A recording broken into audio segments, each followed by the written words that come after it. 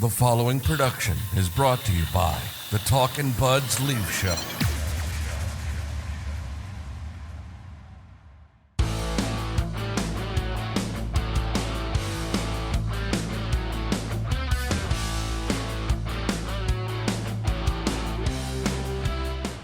What's up, everybody? Welcome back to the Talkin' Buds Leaf Show, your favorite no BS Toronto Maple Leafs podcast.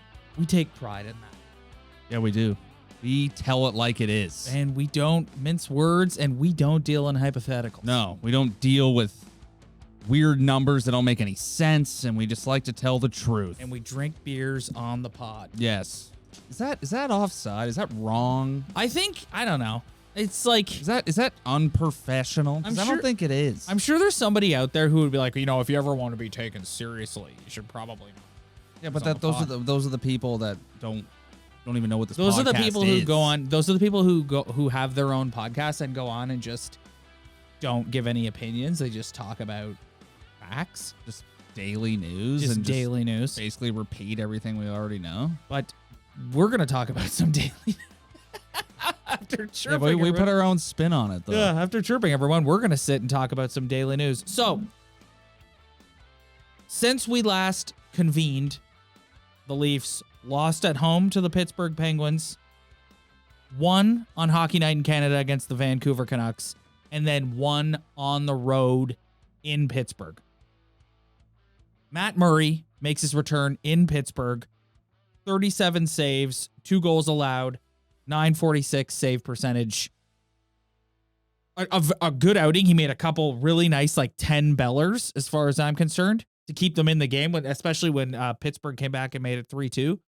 But with Matt Murray, it's all about sustainability, and it's all about, that's awesome, but build off this. Like, I think everybody's going to lose their minds if we find out tomorrow he's injured his groin or something. Yeah, absolutely. And honestly, though, one thing I will say about watching Matt Murray play against Pittsburgh, I felt way more comfortable with a not 100% Matt Murray than I do with Erik Källgren. No offense to Erik Källgren, probably a nice young man. He played pretty well. He's played pretty well. Kind young man, but if you look at just the obvious numbers that us not numbered guys look at when it comes to goaltending, he's a below average goaltender who's a fringe NHLer at best. So when Matt Murray draws into the game against Pittsburgh, at the end of the day, he allows 2 goals. That's all you really need from your goaltender. I don't care how it happens. At the end of the day, you allow 2 goals, you're good in my books. And I just felt more comfortable with him in the net. But like what you said, buddy, you got to stay healthy, my guy. Like you can't be on the shelf again. This team needs you. This team needs goaltending health.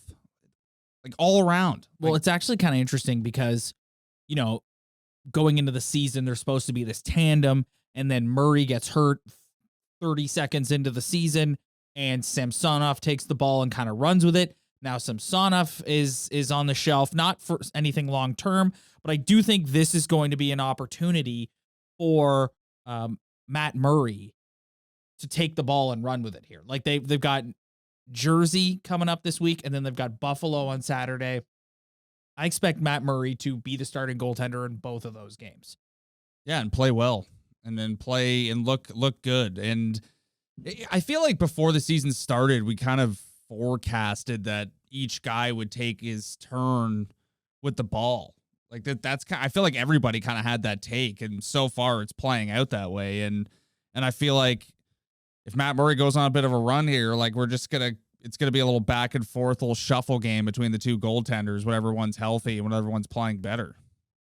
Which when you think about it, Kyle Dubas going out and getting these 2 guys, like it made, like, in hindsight, it makes a lot of sense because it was but that's hindsight being 2020, because it was the most criticized thing about their offseason. I didn't criticize it, though. I did not criticize it. To me, it made all the sense in the world. What the hell were you going to do? But that's an old conversation. It's just going out and getting 2 capable goaltenders, not exactly studs. One guy who has a great history and pedigree, but can't stay healthy. Another guy who also has an unreal pedigree, but just hasn't shown it yet. And when one guy goes down, the other guy steps up and can give you some NHL goaltending. So I think overall, now that Matt Murray's back and in the mix, the decision looks pretty decent right now. If they can just play good, if they can just be okay, just be good, just be decent. You don't need to win the Vezina. Just be solid. Take turns being solid goaltenders that this team can rely on. Then it's worked out so far. It has. And we should tip our hat to Kyle Dubas because you know what? A lot of people give him a lot of grief, us included. But Ilya Samsonov played really well, and Murray looked pretty good in Pittsburgh. So let's hope that, like I said, for all intents and purposes, he's going to be the starting goaltender against the Devils. I'm pretty sure they're at home against New Jersey and then at home against Buffalo. And he should get the start in both those games, 100%. The other big news item of the week, Jake Muzzin. He's been hurt for a while. We've been speculating for a while, but we actually got some news. He has a cervical spine injury that will need to be reevaluated come February. So I think it's safe to say I don't think he's coming back this year. I think it's a pretty safe bet that his career is likely over, but I think it's almost a sure thing that he will not be back this year.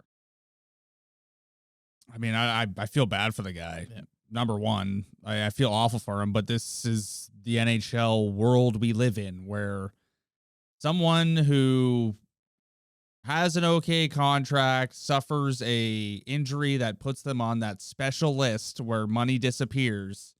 People start getting excited and they start talking about it. And I feel bad for the player, obviously, but there's a lot of savage Leaf fans out there who are looking at that money being available. I wouldn't say savage. I Not think savage, but like that's just the Tampa Bay Lightning just made this for everybody. Like here's the fact: you take some money off your books for a guy who's not performing at his best, and you put it somewhere else, and like it's cap space. It's the most valuable thing you could have. Well, you're helping me lead into my point, which is I saw a lot of interesting fan debates. Like when this news came out, I saw a lot of interesting fan debates on Twitter this week about like how should they allocate that money. And it's been reported, they would like to go and get another defenseman to add to their blue line. And at first, it makes sense because right away I go, oh yes, of course. Like Jake Muzzin's one of your top four. He's gone. Like you need to fill that hole. But then I saw some people making a compelling argument towards why don't you go and try and get another forward? Because, this team is 25th in the league in even strength goals. They haven't exactly been a scoring powerhouse this year. They haven't been terrible, but they haven't exactly been a scoring powerhouse this year. And I'm like, oh, that kind of, you know what? I actually kind of like that. Like you and I we don't mince words on this show about how we feel about Alex Kerfoot. I'm tired of watching Sheldon Keefe do everything he can to make Alex Kerfoot work in the top six. I've never seen a hockey player in my life who skates harder and tries harder and accomplishes absolutely nothing more than Alex Kerfoot can. Yeah. So I really like that idea. But TJ Brody out with an oblique strain, kind of like the similar injury that I don't know if it's exactly an oblique strain, but Sheldon Keefe said it was similar to the injury Tavares sustained in camp, which was an oblique strain. Yeah. And Rasmus Sandin is really struggling. Like you saw the cough up giveaway in Pittsburgh that led to the Sidney Crosby backhand goal. So you do kind of look back there and you go, maybe they do need to just go get like another horse defenseman back there and not worry about adding more firepower up front and look towards the big four who you've allocated all this money to pull you out of it, who we're going to talk about in a few minutes. But your thoughts on where they should allocate this money? I just think it's too like fantasy hockey. I don't think you can decide what you want. Like if there's an opportunity where you can go out and get the best player is a forward, then you go get a forward. If the best player is a defenseman, you go get the defenseman. Like I just don't think you can pick and choose in this. I think they need both. They need everything. They need better defense. They need better forwards. Whatever guy is available that you can get and is the best possible guy you can get, then go get that guy. So you're just saying like regardless forward or defense. That's what you got to do. I just like it's nice to sit here and be like, I think they should go out and get this guy and they need a defenseman. But I just don't think if you want to make your team better, I think they need both just as bad as they need the other. Like, I know they're not scoring as much, but they have a lot of guys who can score, and we all know their D isn't good enough. Like, I would love for them to go get an impact defenseman, but who is that? Who is that guy? You can't just go out and get impact defenseman in the NHL. Well, like, the guy that gets difficult. the name that gets thrown around a lot and has been thrown around since last season is Jacob Chikrin. Yeah, but what do you get? Well, and that's the thing. You can't like, that's great that you have this cap space, but you're not just like, cool. You have $5.5 million in cap space. There's nothing to trade. Exactly. It's like nothing. I mean, to trade. you could look at maybe Nick Robertson. He's the only guy you can trade. Yeah. But and what's his value? I don't know. Like, he's got the best value out of anybody on their team, I think, right now that you're willing to trade. It's just like, this all. I love this conference. Let's go ahead and get a forward. And it's just like, okay. But I feel think like this happens in every city with every team. Do you not think that you could probably have an easier time going and getting a depth forward that you hope can contribute more on a nightly basis than a quote unquote impact defenseman? Yeah, of course. Like you look at like Jordy Ben, right? Jordy Ben has played 2 games. He's played really well in both of those games, but Jordy Ben is like a 5-6, right? So you're essentially going to go get another Jordy Ben. Yeah, so there's no point in doing that. Yes. So do you look at it and go, okay, well then let's maybe see if we can go and get a forward who's worth $3.5 million, $4 million, and hope that this person who we're bringing in is more impactful than Alex Kerfoot. Yeah, but like, I don't know if I fully trust the general manager to do that properly. Or go get the right guy, or trade the right guy, or make the right decision. Like, I just don't. It's very difficult to make a move. Like, this guy doesn't make big splashes. Like, he doesn't. Like, I don't know. Like, I think it's just gonna play out. Here's what I do know: more injuries are gonna happen, and you're gonna need more depth. So if you're looking at your defensive depth, and another guy goes down, then you might need to go get another Jordy Ben to re-up the depth, so you're not playing some guy in the Marlies who's not even close to being ready to play in the NHL. But like, it's just, there's so many different scenarios. It's just like even with the Jays, like, let's go get a left-handed bat, and with the Leafs, let's go get a forward. It's just, it sounds nice on paper, and if we turned on NHL 22 right now, we could probably come up with a nice little deal in our fantasy league. But this is the NHL, and it's not that easy to just go out and get an impact forward, an impact defenseman in November or December. Like, it's just, I just don't think that happens. But if you look at them right now, they're, as of this recording, they're 23rd in the league in even strength goals, and they're 9th in the league in goals allowed. So it's like, I think sometimes we project that they're worse defensively than they actually are, because you see things like Justin Hull being a tire fire and Rasmus Sandin coughing it up the middle to Sidney Crosby. Well, when I think about them adding a impact forward or forward that's going to help them out, I think of a guy who's going to come in and help contribute to the even strength goals and boost their offense this season. But when I think about them going to get a defenseman, I think about, when I think about the type of defenseman I want, that's the type of defenseman that I think is going to help them win a round. Like, it's just like, it's 2 different things to me. Like, it's just, but I don't think they have the assets. No, they don't have. They do not have. They cannot trade another first-round pick. No. Nick Robertson's only worth as much as Nick Robertson's worth. They don't want to trade Matthew. I hate to say it, that guy has done absolutely nothing since he scored 2 goals. That's what I mean. His Dallas, his value. He's done absolutely nothing. He looks small. He's like, I don't know. Like, it's just, I don't know what you do. It's a real pickle, because like, I would like to sit right now, and I'm not going to eat an entire bowl of crow, but I'm going to eat a couple of bites of crow, because I think since he's been cast in a 4th line role, Dennis Malgin has played pretty well.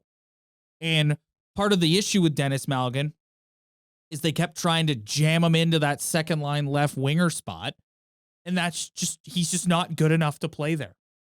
with those guys. And it was also Dennis Malgin realizing that you got to work a little bit harder in the NHL to stay in a lineup. But but good for him, though. I think Yeah. he's played really well on the fourth line. Yeah. And so I look at that and I'm kind of like, is the guy you're going to go get, like, does this guy have enough upside to play on that second line left wing? Like Mike Bunting, even though you can make the argument that he hasn't been nearly as good this year as he was last year, Mike Bunting is a guy who you brought in at $900,000 and he plays like a first line winger. Not everyone is like that. Yeah. Dennis Malgin is not like that. He's perfectly suited on the fourth line. It's hard, man. It's a conundrum. Like It makes my these head guys spin thinking about this. 100%. These and the moral of the story is these guys don't grow on trees. Like you can't just go and there's no one guy right now. No, there's nobody. That you're like, and we were talking about this earlier, where it's like there's so much parity throughout the league, right? That like guys aren't just gonna part with good hockey players. Like if you want to go get an impact forward or an impact defenseman, so odds are, let's just say you want an impact forward, you're gonna go talk to a team who probably has a surplus of them, right? Guys that they feel they can part with, not a surplus, but guys that they feel they can part with. Or a team that's up against the cap and Yes. probably can't re-sign a guy next season, Yes. so they got to move him. Like that. And so what do they want back in return? A defenseman? Yeah, something they don't have. Yeah. Something So they it's don't have. and who? So then Which just but that's my original point. Just limits everything, and there's just a limitation on this type of thing. Like, I don't know, man. Like it's just. I can't. Maybe I need to sit down and brainstorm, put myself in the GM room and look around the league and look possibly teams you could take advantage of that are up against the cap and need to move somebody. But I just don't know if Dubas has it in him to like make a big splash or anything like that. I think you're just gonna see another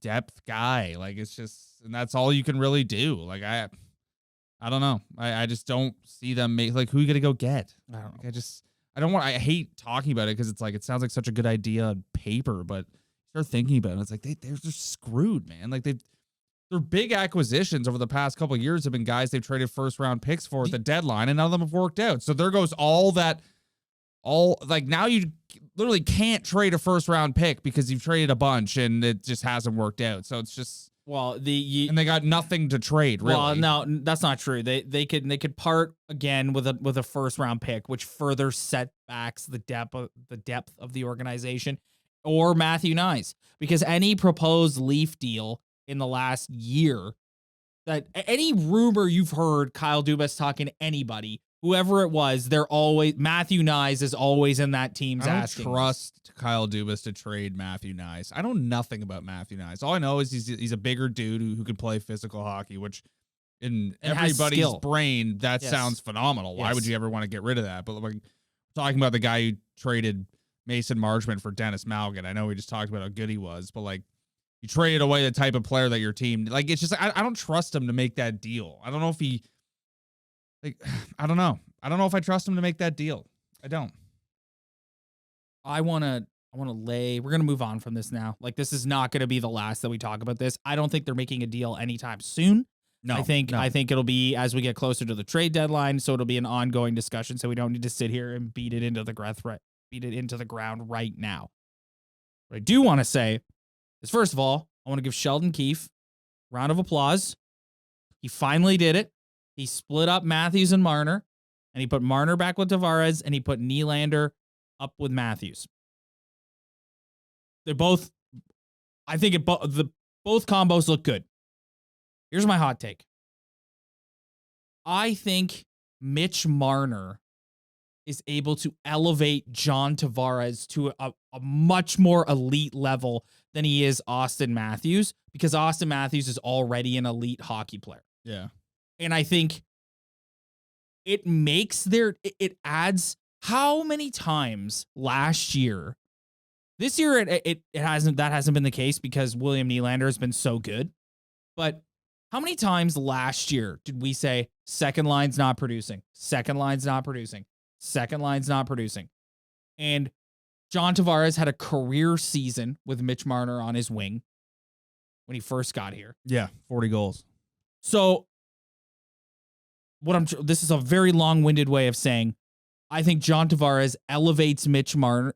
Mitch Marner elevates John Tavares so much that I think you got to leave that.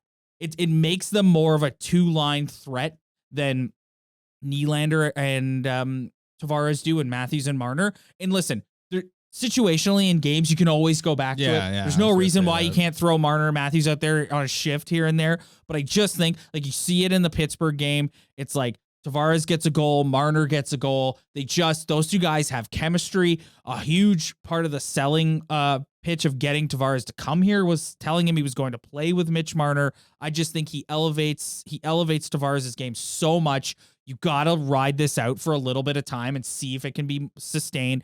And listen, anyone who's watching this and going, oh, but Austin Matthews, like, listen, Austin Matthews, a Hart Trophy winner, okay? He shouldn't need Mitch Marner to drive a line in this league. Straight up. He shouldn't need him. He should be just fine without him. Yeah. That's my hot take. Yeah, I agree. I don't think that's really that hot of a take. I think the Matthews portion is that hot of a take. I think it's pretty obvious that John Tavares has more success putting the puck in the net, even strength with Mitch Marner on his line. Like, that's just a fact. But like, I will say though that I don't think Nylander and Matthews have the best chemistry, and I think that maybe Nylander almost doesn't have the best chemistry with other top players because he's a guy who has to have the puck all the time. He's always skating through the neutral zone. He's always has possession, which is great. And I just don't think Nylander has great chemistry with Matthews, but it's just to me, it's a fluid situation. Like, just ride the hot hand. Like, just do whatever's working. Like, let's not be married to any idea here. If these combinations go out and suck the next 3 games, and just go back to the way it was. 100%. These 4 guys, I don't think it needs to be overthought or anything. These 4 guys need to be interchangeable. This whole Matthews and Marner are together no matter what. I hope the fact that he split them up now, this is a sign of, okay, we're not doing that anymore. Like, it might be these 2 one game, these 2 the next. It might be switch from period. All 4 of these guys are good enough that they can adapt. I don't want to hear any chemistry arguments. I think when you start getting down into the depth lines, the 3rd line, the 4th line, guys who are playing specific roles, okay, sure. They need time to gel, get together, come up with some sort of chemistry. But when you're dealing with 4 elite guys like this, they should be able to go out there and play well regardless. Yeah. Sorry. No, I totally agree. Couldn't have said it better myself. I got nothing to add to that. Okay, well, there you go. You got absolutely nothing to add to that. I totally agree with everything you just said. And anything I say after that is just me repeating everything you just said. 100%. All right, so we're going to get out of here because that's it. Yeah. Yeah, the Leafs are winning, so it's boring. Yeah, the Leafs are winning, so it's boring. But that's good. Like, not that we're complaining. We can all be happy. Like, I'm having a great time. Not that we're complaining, but it's like, you don't want to stay here and beat a dead horse. You want to come on and you want to say they're winning, they're playing well. The key thing to watch is definitely how Matt Murray progresses coming back from his injury. Yep. Are you worried here? Last thing, and then we'll get out of here. Are you worried about Rasmus Sandin at all? Because he's really struggling.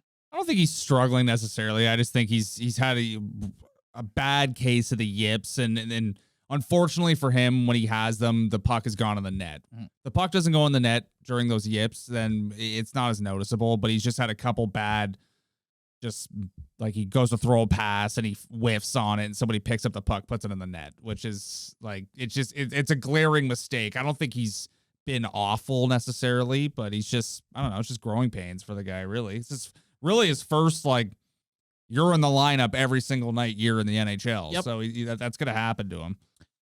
I'll leave you with this. I can't remember the last time I said this. I'm looking forward to this Saturday night Hockey Night in Canada game against the Buffalo Sabres. Yeah, they've kind of come down to earth a little bit. But we know what happens. Always play the Leafs tough. Always. Mm-hmm. It's Saturday night. I think it's a good matchup for them. Good test. The Devils are not bad. No, either. The Devils are not bad at all. They play the Devils. They've got the Devils twice. They've got the Devils twice in the next week or so. They ain't too freaking bad, aren't they? No. Like they got the Devils on Thursday night. They got the Sabres on Saturday. They got the Islanders on Monday. Mm-hmm. And they got the Devils again next Wednesday. Let's go. Look at the Islanders, 11-6. Yeah, they're not bad. Not bad. Well, they got Ilya Sorokin. Yeah, I went and got a goaltender. They sure did. Makes things better for sure. It sure does. All right, we're going to get out of here, everybody. Thanks so much for checking us out. If you like what you see, hit that like and subscribe button below. Spread the word. Tell your friends. We really appreciate it. As always, same thing if you're listening to the audio version. Leave the comments as well. Love the comments. Even if you want to rip us, we love that too. We'll see you guys next time.